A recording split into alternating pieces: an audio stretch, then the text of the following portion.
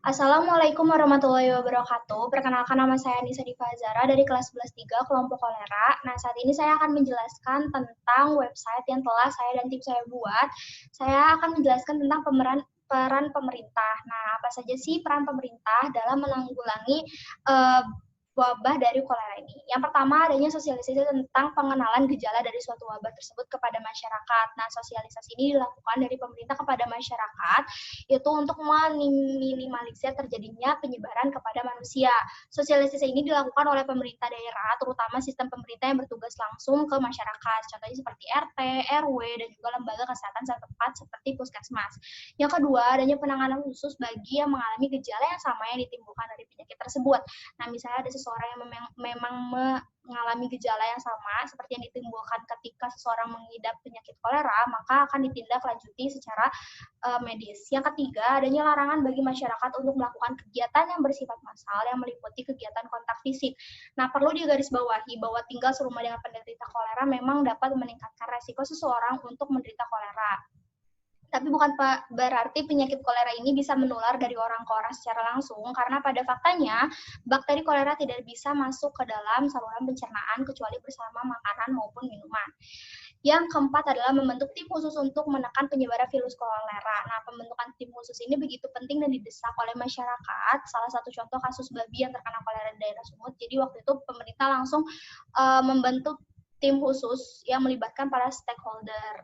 Lalu yang kelima adalah pemberian vaksin. Nah, pemberian vaksin ini dilakukan secara massal oleh pemerintah. Vaksin yang digunakan ini adalah vaksin Kotipa.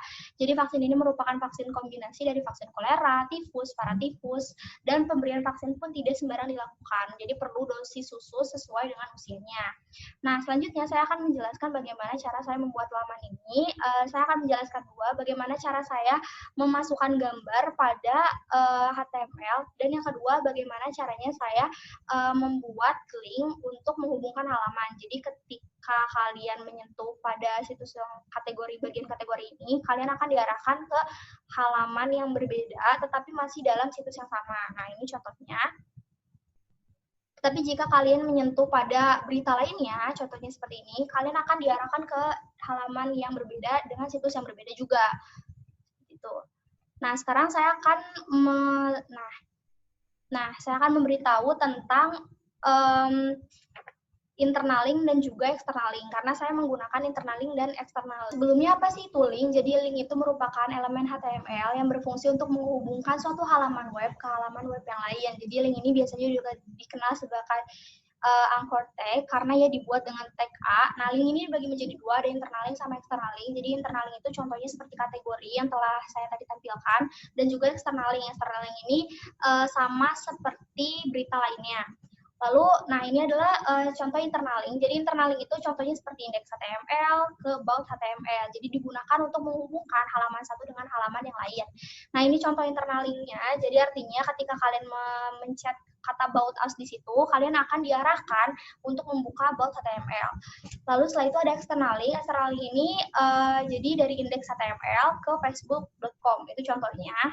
Nah, ini contoh external link-nya. Jadi, maksudnya ketika kita membuka atau kita menyentuh kata Facebook, kalian akan diarahkan langsung ke halaman Facebook-nya.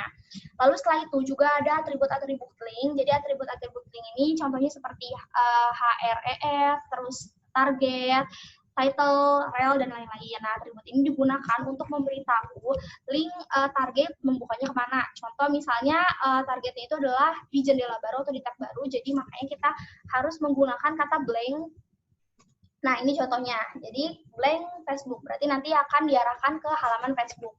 Selanjutnya, itu ada atribut title. Nah, atribut title ini berfungsi untuk membuat tooltips. Jadi kalau tooltips itu kayak informasi tambahan yang akan tampil saat link itu disentuh dengan pointer. Selanjutnya saya akan memberitahu bagaimana cara saya untuk memasukkan gambar pada HTML. Jadi di sini bisa dilihat ada src, alt, height, width. Nah, itu apa sih sebenarnya? Atribut src dalam singkatan itu adalah artinya source, merupakan atribut yang berisi alamat dari gambar yang akan ditampilkan.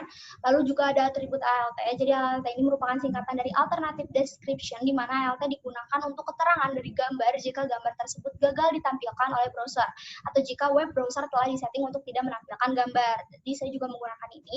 Lalu yang terakhir adalah attribute width and height. Jadi ini tuh seperti gambar dipaksa untuk sesuai dengan ukuran yang kita inginkan. Sekian dari saya. Wassalamualaikum warahmatullahi wabarakatuh.